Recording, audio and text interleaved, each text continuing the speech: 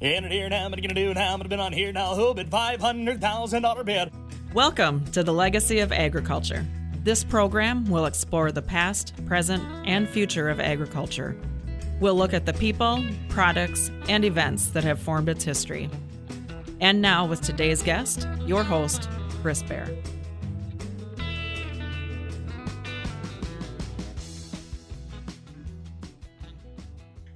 Good morning, everybody. I'm your host, Chis Bair of the Legacy of Agriculture, and today my guest is Ericka Heiser. Ericka has been on my show a number of times.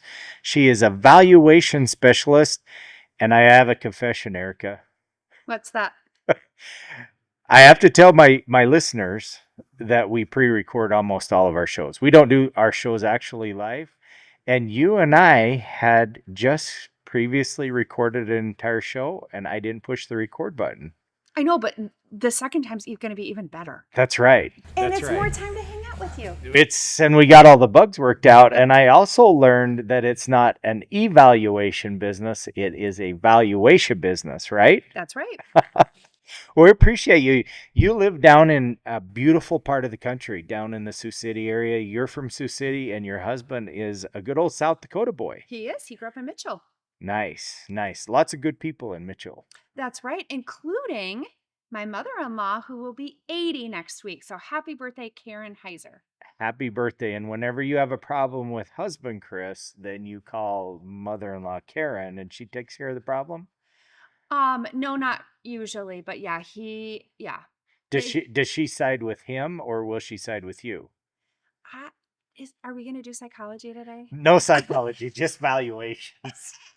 Maybe we should just stay out of your marriage. No, that's okay. No, but I will tell you a joke that some people say, which one is your hardest kid? And I always say my mother-in-law's kid is my most difficult child. Most difficult child to raise. Love you, Chris. That do you think your husband Chris is listening to the show? We won't tell him that we did this. Okay, if he is, then that guy is way handsome and way smart. I know. Okay. We got to get to work. All right, let's do it. So, like I said, Ericka, you've been on our show a couple of times. We certainly appreciate it. You're super busy and you have a great occupation. You have a great career. So tell us a little bit about the valuation business and agriculture and why it's so important to agriculturists. And when I say agriculturists, I'm not just talking about the producer. I'm not talking about just the rancher. I'm not talking about the farmer, but this could be the seed guy, the fertilizer people, all of the people that contribute, even the auction companies that contribute to agriculture on a regular basis. Valuation just isn't for mom and dad as they're retiring, right? No, that's exactly right. And actually every one of those specific industries within the agricultural industry or specific space, I have valued all of those. So seed, fertilizer, auctioneer, air spraying. Yep. Yeah. I was just going to say in our last show that did get recorded, we were talking about, it was years ago, 15 years ago, I did an appraisal for you on a spray plane business. Yep. And it was very interesting. I learned a lot about spray planes. Yeah. And I've actually done one since then, and it's very interesting to put values on spray planes. Yeah. Yeah. And they are super expensive. I thought combines were expensive and four-wheel drive tractors, but holy cow, airplanes are incredibly expensive. And it's not out of my wheelhouse to do an appraisal on an airplane because I've done plenty of them, but it takes a lot of research. Yeah. And I have to engage a lot of people that are smarter than I am. Yeah. Yeah. No, and isn't that one of the fun things about our profession is that we get to do really fun things and we get to look at different things every day. Yep. And So let's get into the meat of valuations and about your business, Ericka. Tell us a little bit about your business and why valuations are so important to estates, why they are so important to the IRS. Yeah. So just maybe just a little bit of background. Heiser Value. Well, I've been doing this business it'll be 19 years next week. And then I started Heiser Valuation 5 years ago next week, which where does the time go? So been doing this a long time, and I think I just have the best profession in the world. Have a lot of fun. And so, yeah, so the IRS requires that when a business valuation is prepared, it is prepared by what's called a qualified business appraiser. And that is someone like me. There's different associations that individuals can be certified through, and I'm certified. So I'm a certified valuation analyst and can do that. So why are valuations so important to mom and dad that are retiring from farming? Yeah, well, because it can be part of an estate planning, and sometimes mom and dad don't just want to sell the equipment and move on their merry way. Sometimes they owned the farming operation in an entity. Not They don't necessarily own it personally, just in mom and dad name, but they own it in an entity like Family Farms LLC, for example. And so they would want to maybe retain ownership of the LLC, or retain some ownership, and gift some units of that entity to kids, maybe kids who are in the business or not. I want to talk a little bit about I want to talk about this gifting, and I want to talk about sunset clauses in our next segment. Mhm. But one of the most important portions of estate planning is getting the right CPA, getting the right accountant, and getting the right type of an attorney. Now, we're not going to make attorney recommendations, but what do you recommend that a client looks for in an attorney or in a CPA? Yeah, so probably your CPA you've been working with for a number of years would be my guess. That's typically what happens, and hopefully you've got a really great one. And there are really great CPAs. And so I would, in terms of finding an estate planning attorney, I would meet with a few, or get some recommendations, and make sure that your personalities work together. I mean, this is going to be somebody who helps make sure that your wealth is transitioned, and to help you to avoid paying taxes, and make sure that all that you have worked for in your entire life does get transferred to your kids or to the next generation. And so making sure that the attorney you work with does specialize in estate planning, is going to be important. I also think it's important that once you start this process and you have determined which attorney you're going to work with, you know, they're putting together a puzzle for you. And other pieces of that puzzle would be the valuation, which is where me or another certified valuation analyst comes into play. So you'd want to make sure that in early stages, you invite your analyst, you invite your CPA, and it's really a team of professionals making sure that, well, we've got all the bases that are covered, and that the planning that you are doing really helps you transfer the most amount of wealth as possible. Could I assume if you're a producer or farmer rancher, you want an estate planner that also specializes in agriculture? Yes. Yeah. I mean, that certainly helps. I mean, I have seen where others, um, who don't specialize in ag, I mean, they're okay. Yeah. Right. Yeah. But yeah, it's nice to work in that specific industry. Don't go hire my defense attorney to do your estate planning. No, no, no, probably not. Yeah, all right, all right. Hey, folks, we're coming down to the end of our first segment of the Legacy of Agriculture. I appreciate Ericka Heiser from Heiser Valuations for being my guest on this Saturday morning. And if you've missed any of our episodes, you can go to legacyofagriculture.com, or you can join us on Apple and Spotify, both. Listen to some of our past shows. And again, as we're coming down to the end of our first segment, if you're looking for farmland or machinery, Pifers is the direction you're going to want to go. You go to pifers.com, or you can simply give us a call, 605-836-2277. Pifers, nobody does it better. Hey, this is Jasmine at Pifers Auction Realty and Land Management. Pifers offers multiple ways to bid and buy at our equipment and land auctions. You can bid online, in person, or place pre-bids before the sale even starts. By providing convenient bidding platforms, we make sure that you can buy the items or parcels you want the way you want to. Visit pifers.com to see a complete list of our auctions. When it comes to bidding, go with Pifers. Nobody does it better. Hey folks, it's Chis Bair. We're in the second segment of the Legacy of Agriculture. Thank you for joining us. We're pre-recording, Ericka, at our Southern Dakota facility just south of Sioux Falls on I-29, right off the Worthing exit, exit 64. And the last 2 weeks, we've had some great land and machinery auctions. Very, very successful.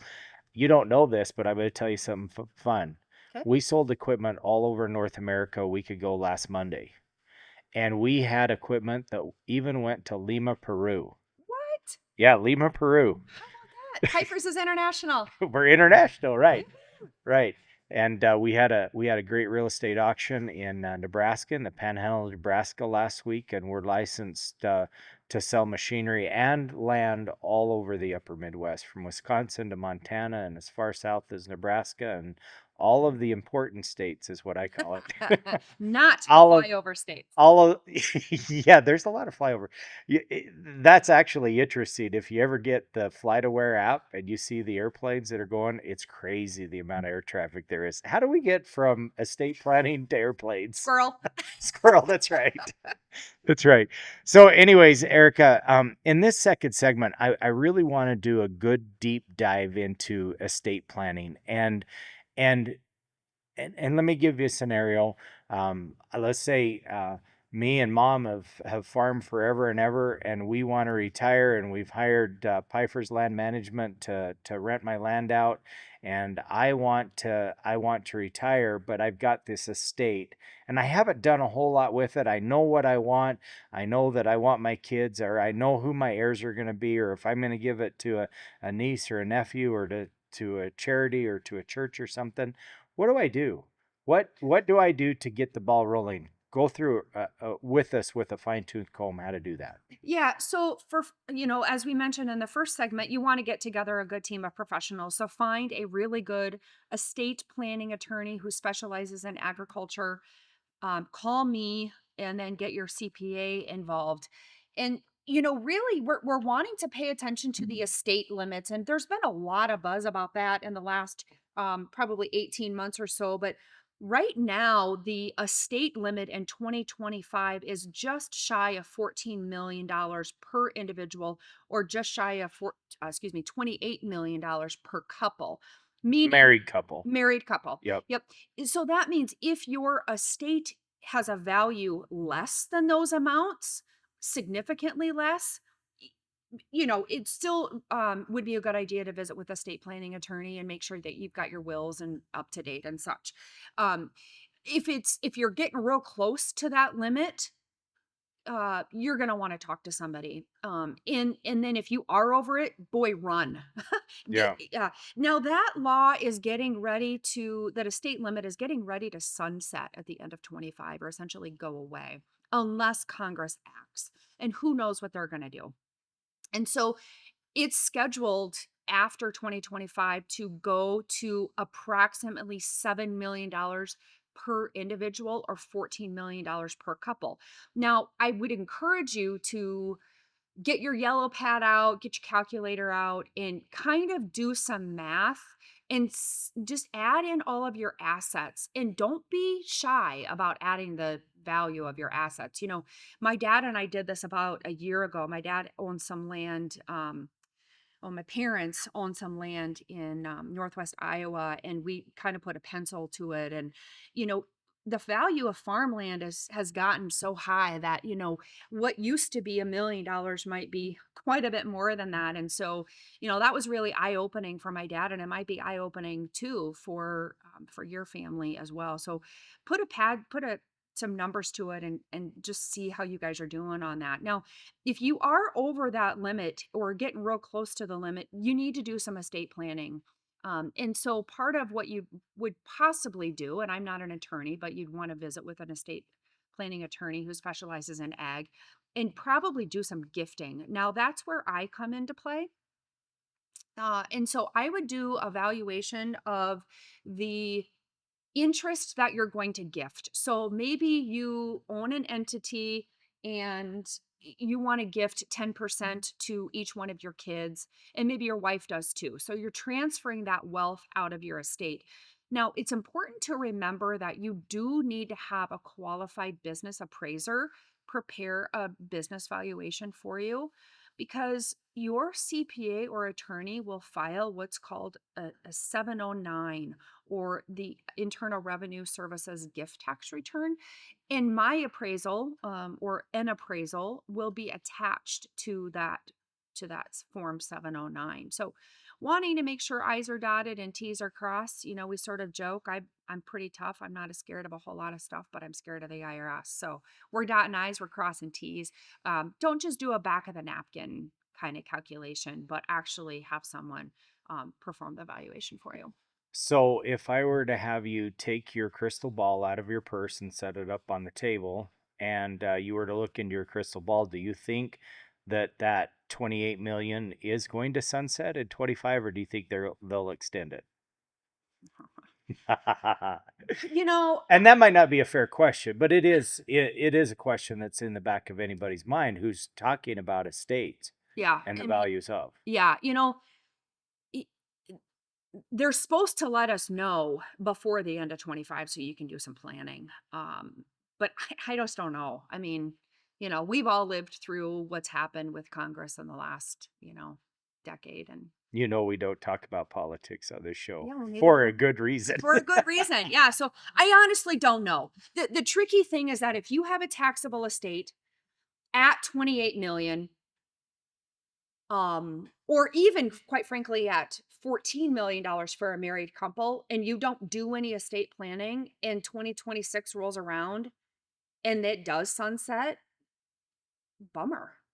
Yeah. It could cost you 40% of tax over and above that dollar amount. So if you plan on giving your kids what you own, why not do it now? But there could be some reasons that I don't, that you want to uncover with your estate planning attorney or your CPA, because every situation is different. But, now is the time, I'm a Midwestern Lutheran. I eat fruit in my Jello and make casseroles and sit in the same spot every Sunday at church.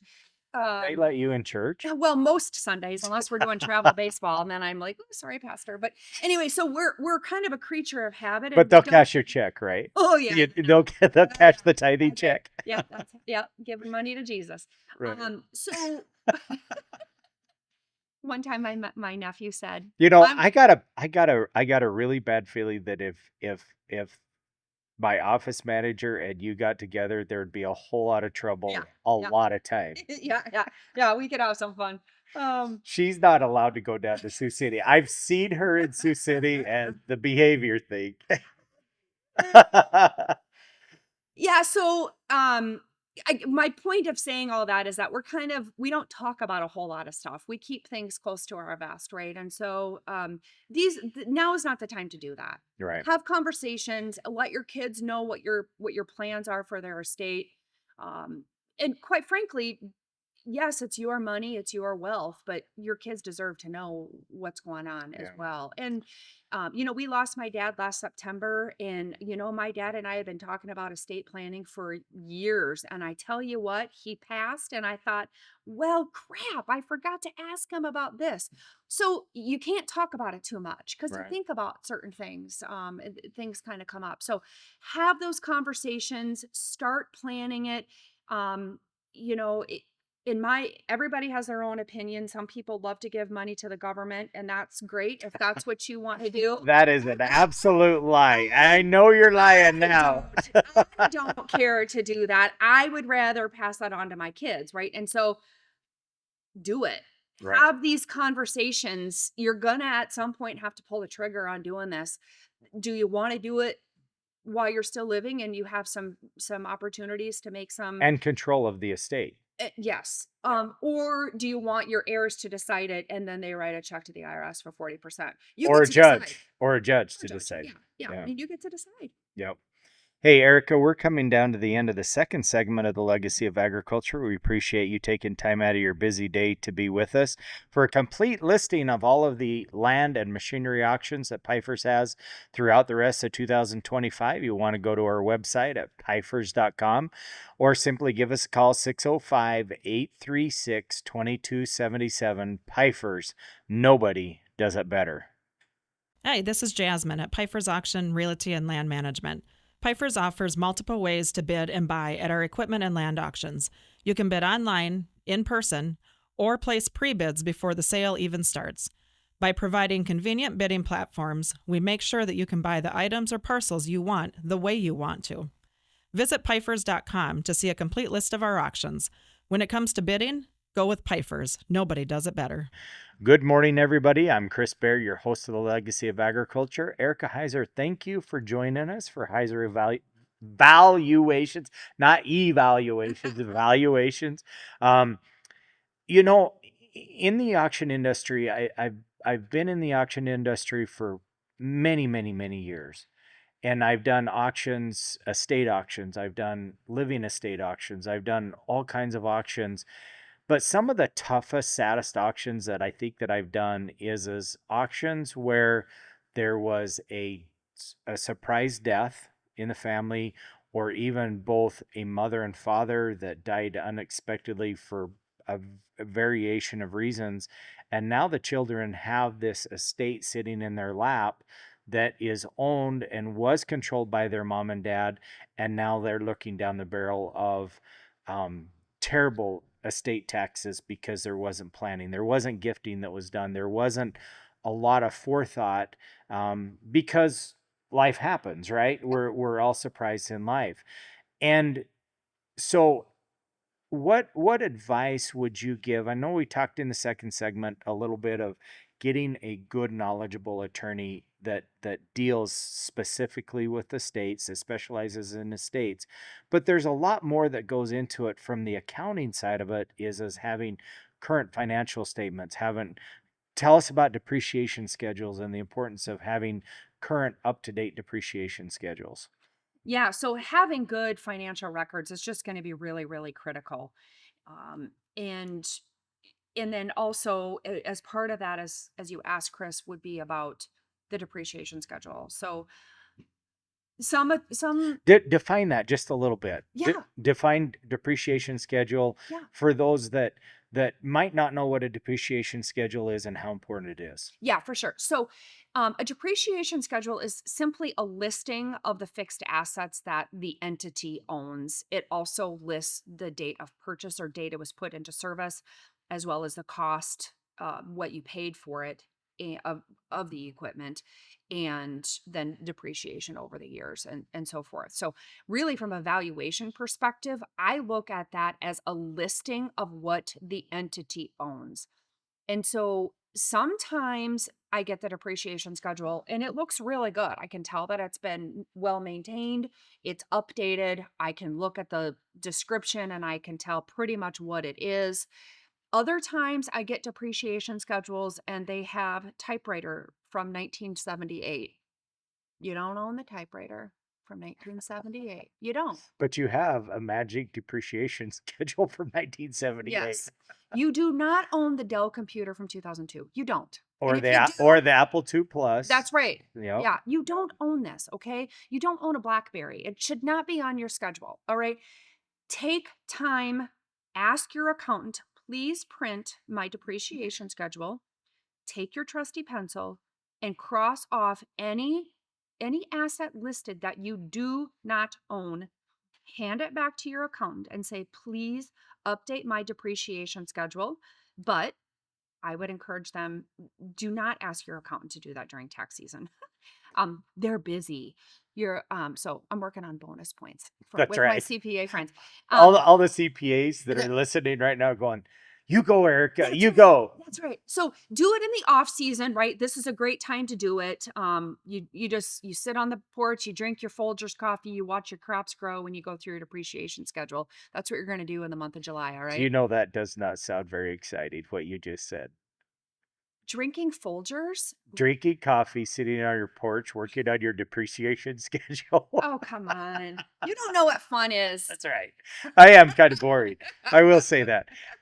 But the other thing that's really important about a depreciation schedule is I go out in the year and I buy a $200,000 tractor, and let's say I pay cash for it or I finance part of it or whatever it is that I do. My accountant doesn't know that I bought a tractor. Nope. And that needs to be depreciated. And that's the importance of the depreciation schedule. On a serious note is is your accountant needs to know where you're at. Right. Because in the event of a catastrophic event where there's a loss of life, the accountant doesn't know what you have Right. other than what you tell him that you have on paper and that he's got on paper, as well as your attorney. Yeah, that, and you need the depreciation expense to save some taxes. That is true. But also, I would just add on one more comment about that depreciation schedule. Encourage your CPA to be specific when describing what equipment was purchased. Equipment purchased in 2017 doesn't do anybody any favors. If it has a serial number or a VIN, encourage your accountant to say, John Deere combine serial number 1234, whatever. A John Deere tractor does not help anybody when you're looking out at a sea of green, right? So ask them to be specific. It helps you in the long run. And really, it's a sticking point for valuation. It's a holdup when you don't. So do that. I'll get off my soapbox. Well, and not only that, but a depreciation schedule helps you with your insurance. Your Oh, yeah. insurance man know what you got in the event of a tornado or a building that falls down on a whole line of equipment.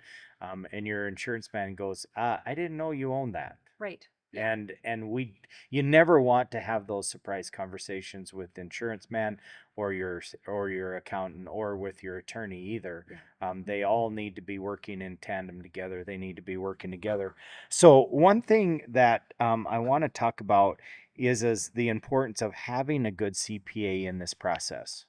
Yeah, I mean, that's really going to be critical. But you've got to communicate. As Chris knows, just mentioned, your CPA is not a mind reader, doesn't know when you buy something, etc.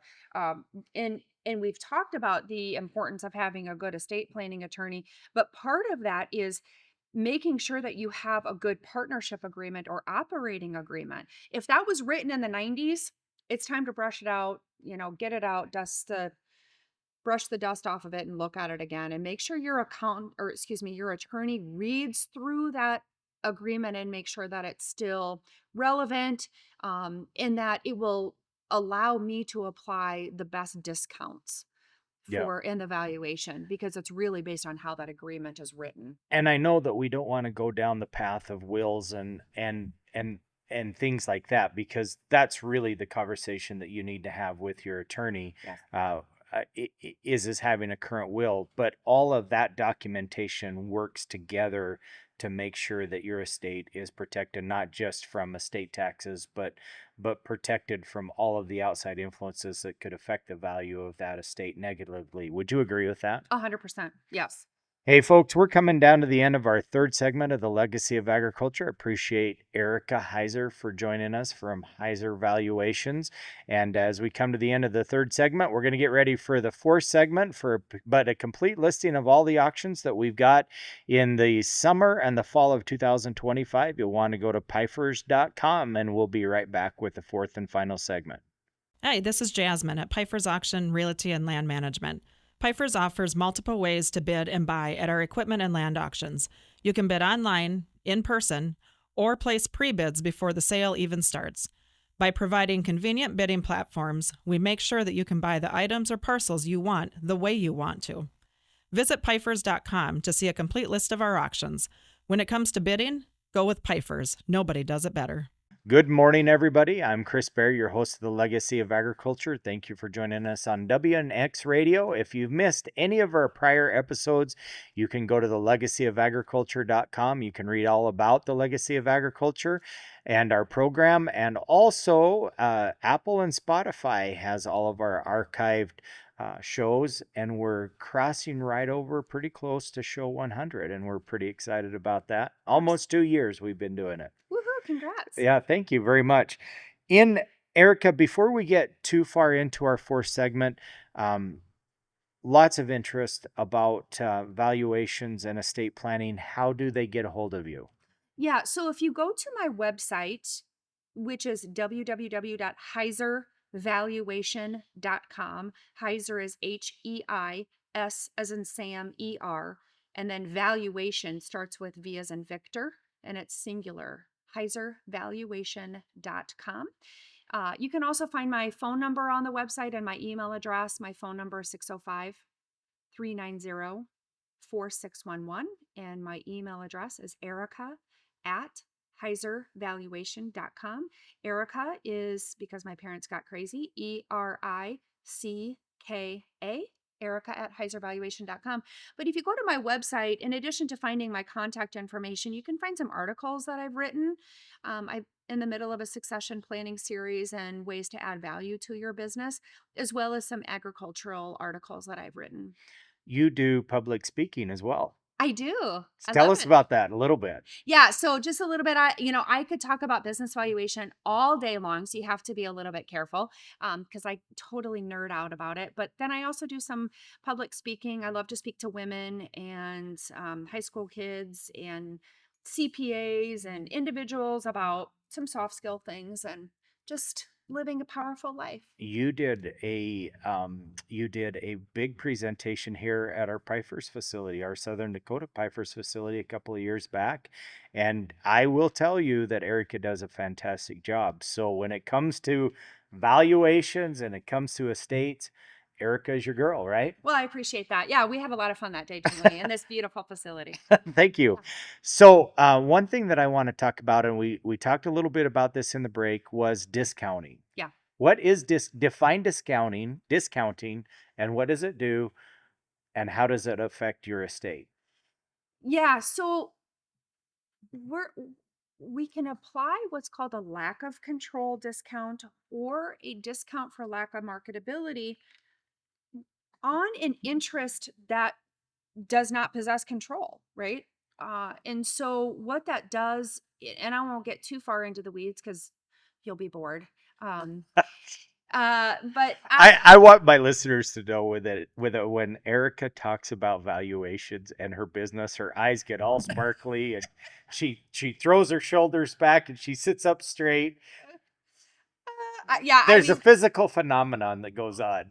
I love what I do. I think it's the greatest ever. So, and I just love helping clients through this process. And so I think what's really important is that you do have someone like me or another certified valuation analyst or business appraiser help you through this process, because let's just use a quick example. If your land is worth $10 million and that's the only thing that your LLC or partnership owns as the land, and you're going to gift 10%, well, that is not worth $1 million.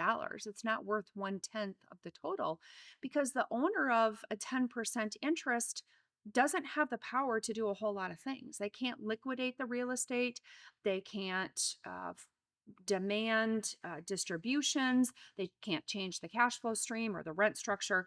And so there are discounts. And so you're able to transfer more wealth at a discounted price. Okay. So it's important that you don't just do a back of the napkin and call it a day. We're wanting to make sure that this is going to pass IRS scrutiny. So I love the analogy that you gave with the back of the napkin calculation. Is that what you said? Back in that? Yeah. My granddad, I can remember as a little boy, he was a farmer and he loved numbers and he's very good at numbers. And when he retired from farming, he bought and sold some land and did a little bit of trading that way. But I can remember going to his kitchen table and he would have his mail sitting there with the envelopes open and the papers out, but he had these long calculations that he had written with a pen or a pencil, and he'd strike through it, Yeah. So, but that was the day. That was the day. What I remember about my dad was a farmer forever, and we still own the land. And he also was a teacher and football coach for a long time. But what I remember is he had probably 7 different checkbooks going at any given time.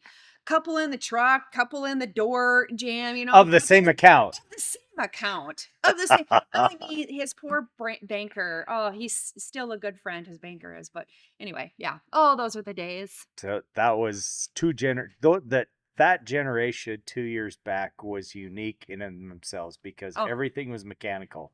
Oh yeah. There was, I don't even think they used a calculator. I think it was all hand done. Oh, my dad loved it. He loved the hand. I love history, and we talk a lot about history here, and it's fun when you get into some of these older estates where everything was done by hand. Mhm.